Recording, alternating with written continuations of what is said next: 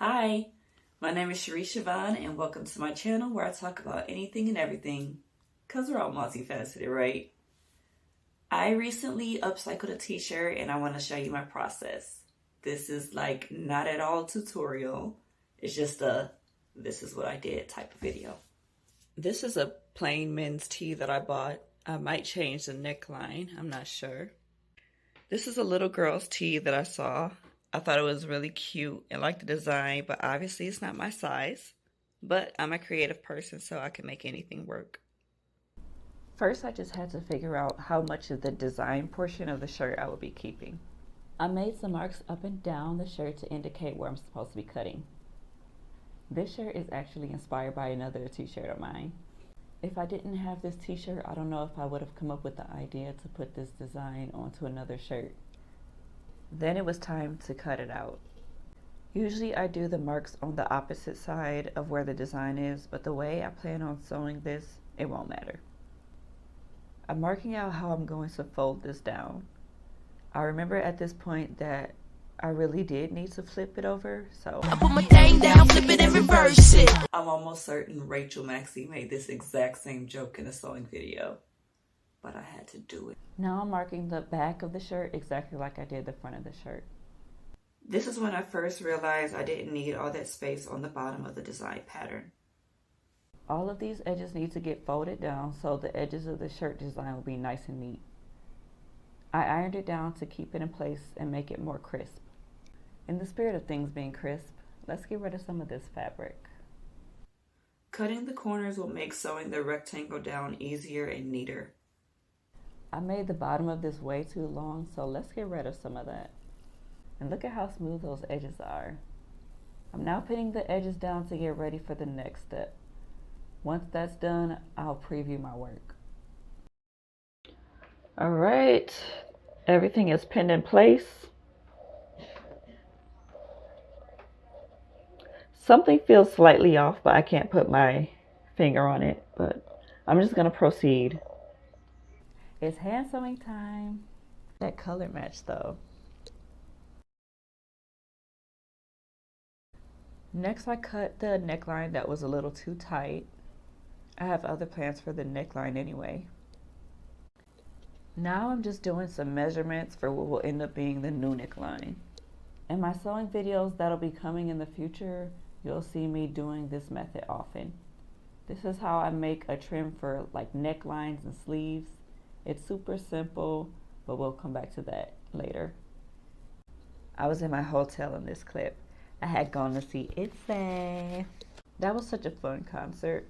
It was my first time seeing them, and I brought my project with me to work on in the times before and after the show. So did anybody else go to any of the Born to Be shows? I make a lot of K-pop videos, so maybe someone who stumbles across this video might be a Mitzi. I don't know. Yeji is my bias personally, and I'm always curious to know who everybody else's bias is. I was wearing a tee that I got from the concert, and I met two Mitzi, and one of them was Unibias. In this clip here, I'm actually in my office. I have a lot of sewing videos that I started and haven't finished yet.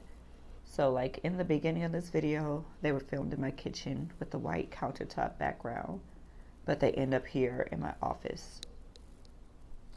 It's nice to have a specific place dedicated to all of my creative endeavors where I can just shut out the world and do what I want to do.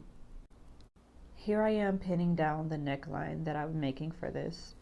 And oh my gosh, look at my shaky hands.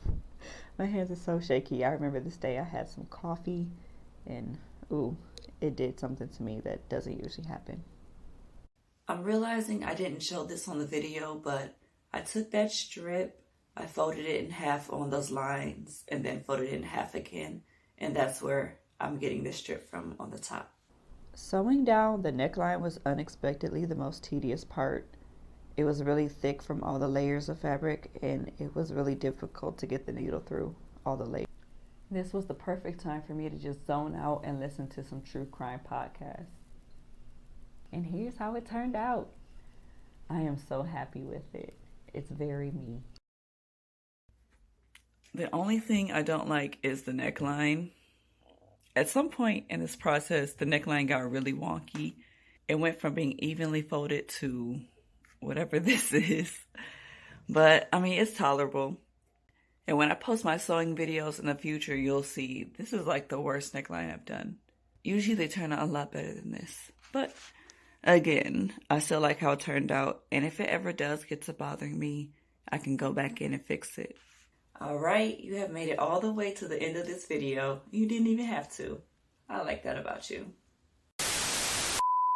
I decided to include the dates of when I worked on this project in the video because I'm someone who will start a project, get to a certain point, take a break, start a different project, come back to it. It's a whole, my process isn't very start, middle, finish.